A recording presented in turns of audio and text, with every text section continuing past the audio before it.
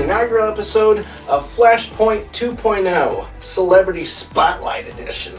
I'm your host, Josh Cleveland. In today's episode, we're going to visit back to AniMinneapolis 2004 with a little host known as David Vincent. Yes, the voice actor extraordinaire who has been in many projects, both anime and video game and even live action movie. David Vincent is a professional voice actor / television producer based in Los Angeles, California. He has lent his voice to a variety of animation, anime, and video game titles, as well as numerous national commercials for television and radio. David was nominated Best Voice Actor in an Anime by the American Anime Awards for his work in Gun Time Sword. Some of his best-known roles include Grimmjow Bleach, Li Shi King in Code Geass, Van from Gun and Swords, Seiji from Durarara, Arthur August Angel, Blue Exorcist, and Daisuke Nagase Persona 4, among countless others. For this episode, I traveled to AniMinneapolis 2014 in Minneapolis, Minnesota. There, I attended a Bleach with David Vincent panel. This was a panel approximately an hour long that visited every aspect of Dave Vincent's life.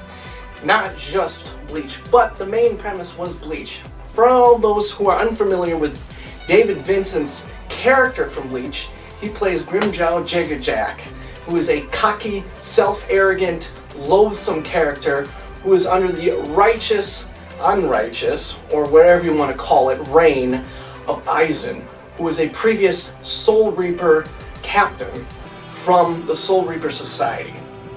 Now, all those who aren't familiar with the Soul Reaper Society, please watch Bleach and you'll know what I mean. It is one kick-ass show.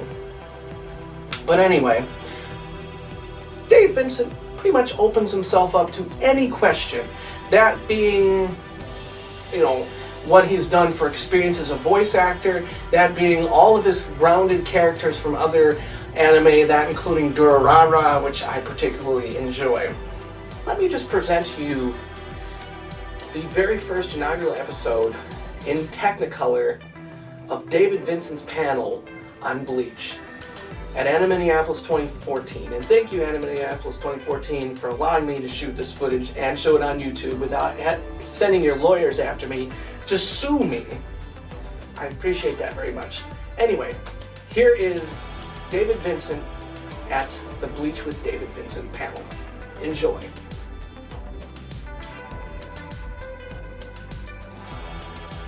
So, what's your favorite character other than Grimmjow, right? Ukiura. Oh, yeah. Ukiura is my favorite, and I mentioned this in a panel yesterday, that honestly, like, if there was one other character that I would have loved to have played, it would have been Ukiura. Just so that I could be emo. Just like Ukiura. And Tony Oliver does such a great job with that melancholy voice. I love that character. I would have loved to have played him. That, and then obviously Ichigo. He's such a great character. Johnny's a friend of mine. He just does such a great job with Ichigo. So, really, really good characters. Good questions. Yes, Brock. Yes. Would I ever cosplay as Grimmjow? If I lost about 20 pounds, yeah, I would definitely cosplay as Grimmjow. Actually, I did a convention in Florida, and they had superimposed my face into a Grimmjow costume on a poster, for a promotional poster for the convention. And it was actually the coolest thing ever. I was like, dude, I could totally rock cosplaying Grimmjow. I was at a convention in Portland, Oregon, Moricon, and I saw the coolest Grimmjow cosplay. This guy had taken, and he had set up, he has the hollow, he had set up a camera so that you could actually see through his stomach and out the other side. I still can't really wrap my head around how he did it, but you can actually see through his stomach and see through the back. He would move his head and back and you can see it. So he had a camera on his back. It was really cool. But yeah, I would definitely cosplay as Grimjow. Such a cool character. I would also cosplay as Vaughn from Gunsword. Yeah. With that cool cowboy hat, you know? Yeah. Such a cool character. Yes? One of your favorite game characters you voice? I'm sorry? One of your favorite game characters you voice? One of my favorite game characters that I have voiced. Two of my favorites. First, Jin Kisaragi from Blaze Blue. I love Jin Kisaragi because he's so crazy. For any of you guys who are not familiar with Blaze Blue, Jin Kisaragi is a guy who has got a weird obsession with his brother, Ragna, the Blood Edge. And whenever Ragna comes near him, he just goes nuts. And I love going and taking Jin to the crazy level. He's a really, really fun character. But one of my favorite other characters is Martial Law from Tekken. And the reason why is because I'm not really much of a gamer, I'm a button masher. But Martial Law, Tekken I used to play years and years before I ever got to voice Martial Law. Also, as a kid, Bruce Lee was my hero growing up. And Martial Law is based loosely on Bruce Lee. And so I love the fact that I get to play that character and get paid to go, "What-da!" You know, and when I used to do that as a kid watching Enter the Dragon, and now I get paid to do it. So, yeah, I love Martial Law, I love Tekken. Funny story, actually, I was in Cork, Ireland, which they pronounce Cork, and I was sitting in a pub, and I was having a pint, as they do over there, and I was just minding my own business, and this guy sits next to me, and he goes, you're not from around here, are you? No, I'm not. Oh, where are you from? I'm from California. Oh, what brings you to Ireland? Oh, I was at a convention. What kind of convention? Oh, the anime convention. What do you do for a living? I'm a voice actor. Anything I know. And so I listed off all this stuff. And I come, and he said, well, I don't know that. And I told him, like, well, you're familiar with Tekken? He goes, oh, yeah, I know Tekken. And he said, well, I do the voice for Martial Law. And he just literally lost it. He's like, oh my God!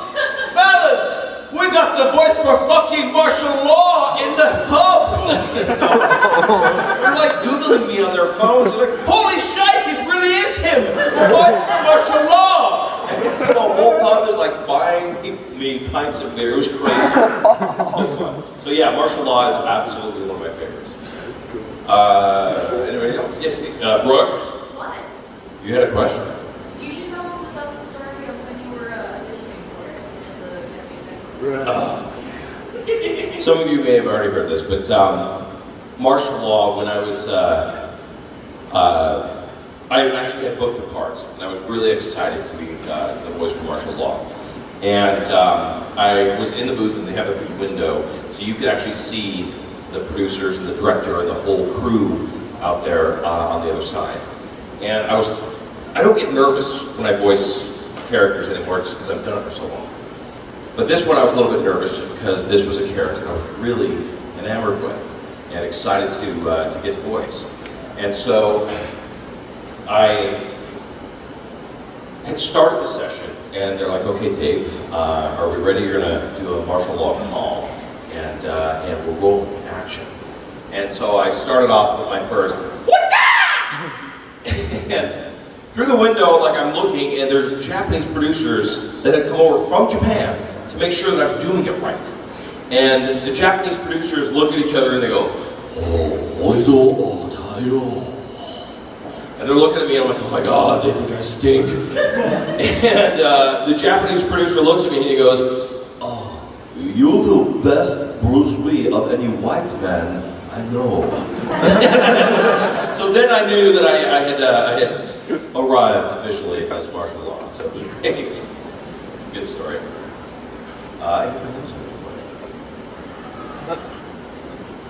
Yes, we got a couple. You sir, first. Okay, Do you think it'd be any benefit if you were a professional writer to get into the script writing business? Yes.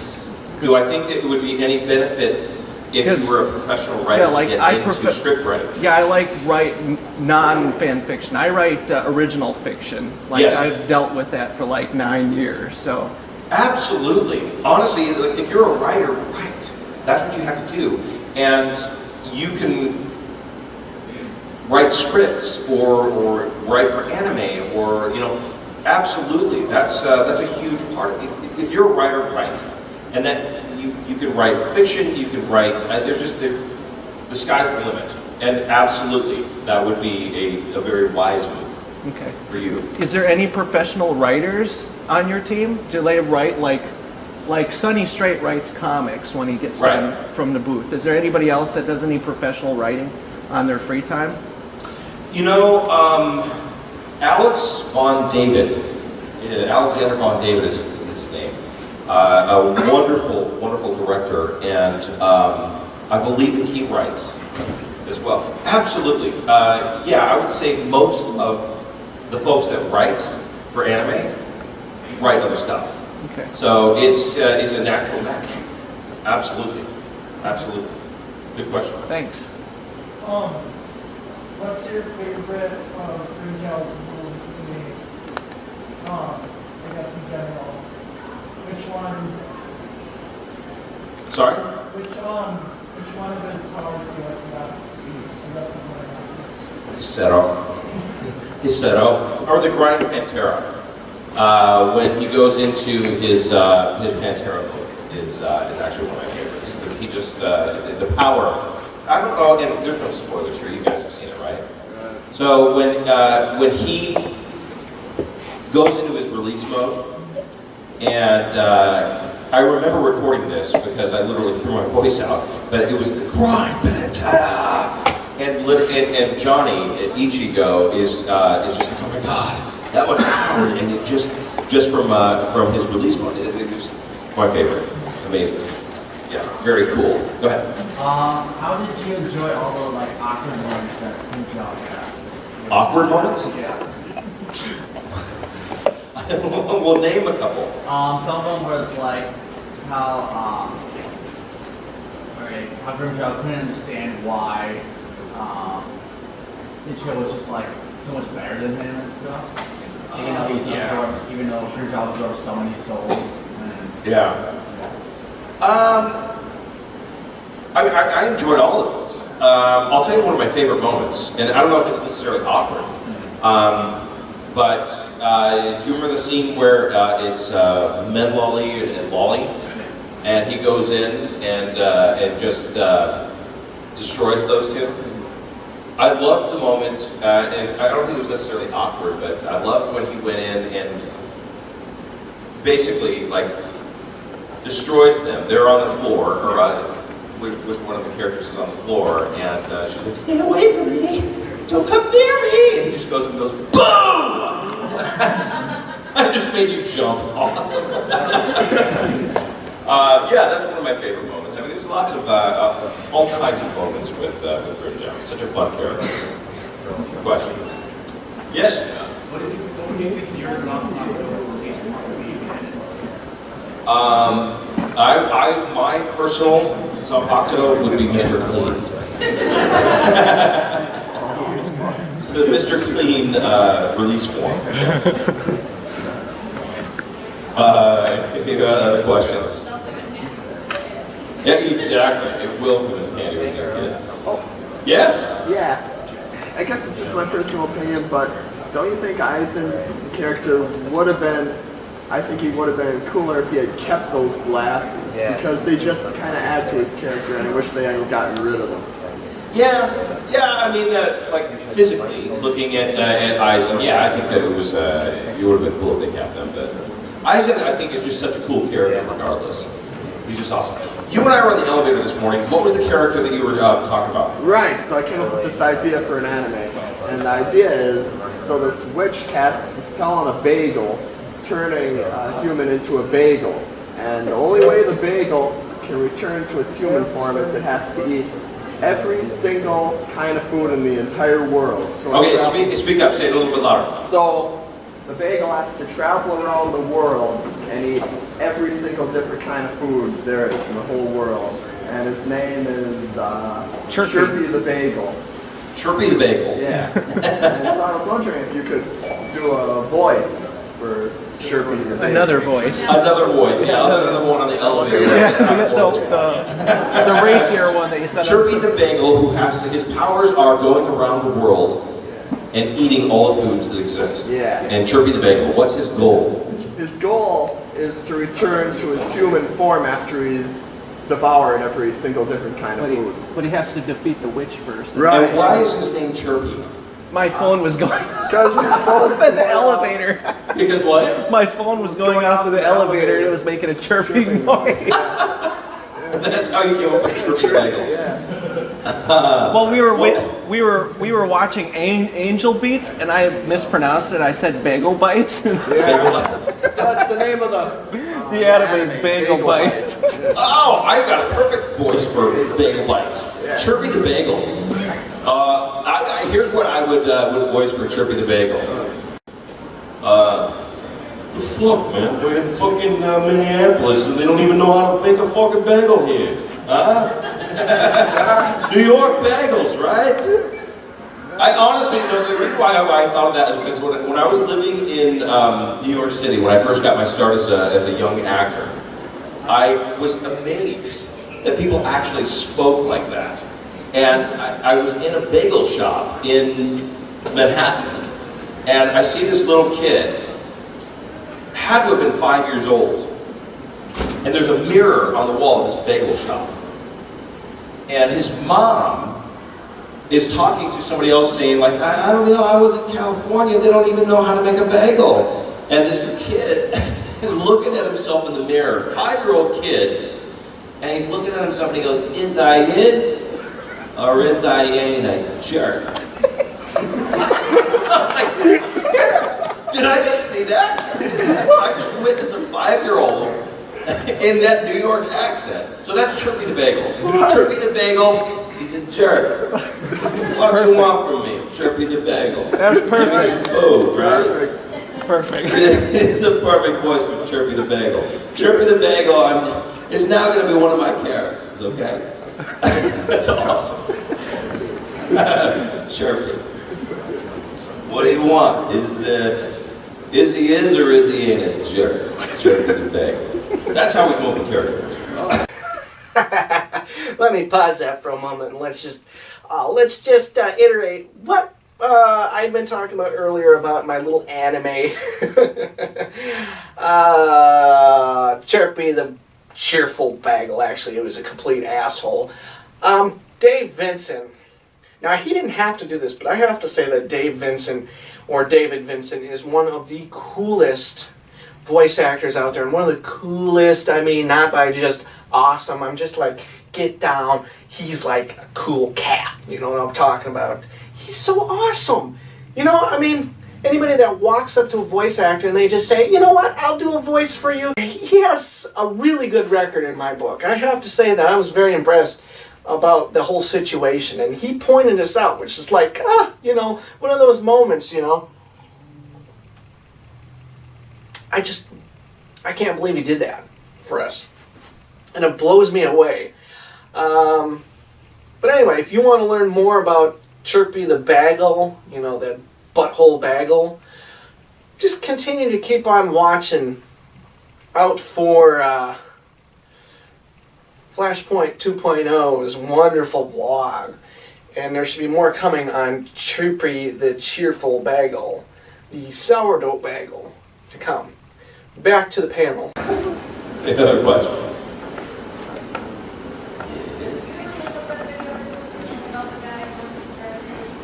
No. I slept last night, so I did not. Yeah, I know. Luckily for me, I did not go to the break last night, so I was sleeping.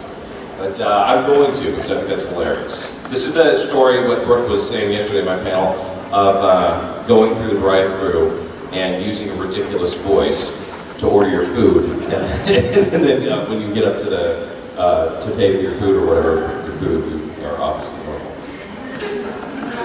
normal. Hi, could I have a Whopper?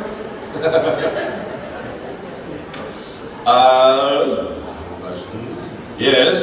And translation from Japanese to English. Yeah. And the anime from Bleach. Yeah. Sometimes they change like the phrases and stuff. Yes. Do you get any participant, like, do you get anything to do with that? Like, if you wanted to completely alter something from the Japanese to English, Yeah. with your character, can you do that?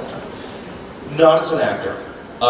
You can make suggestions, okay? So what happens is the writers, okay, well, they work with the translators and they translate it. They have to write dialogue that matches the lip flap for anime, specifically, okay? So it has to match what's happening on screen. That's a challenge, okay? Because you have to make dialogue that is going to make sense to an English-speaking audience, but also have it make sense, okay? Oftentimes, when we are recording on an anime,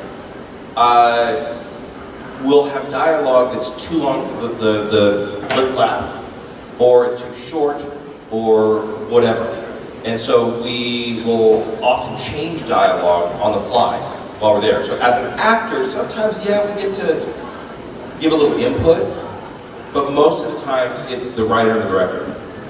They're the ones that decide the dialogue. And I know that, like, you're honestly, you're at the mercy of your directors. You have to listen to the director. This is just a funny side note, but I know that when I first did Grimjow, I did Grimjow in the video game first, okay, for about 2 years before he came out in the anime. And so I had always called him Grimjow, or Grimjoe. And when Wendy was directing me in the anime, she's like, no, you need to pronounce it Grimjow, okay? And so I pronounced it Grimjow. And one of the lines I think is, remember my name, Soul Reaper, Grimjow Jagger Jack, okay? And you better pray that you never hear it again! Because if you do, you're a dead man, I promise. Sorry, I had to complete the line. Anyway, I watched it when it broadcast on Cartoon Network, and the next day, the forums like lit up and like, Grimjow? Like, what on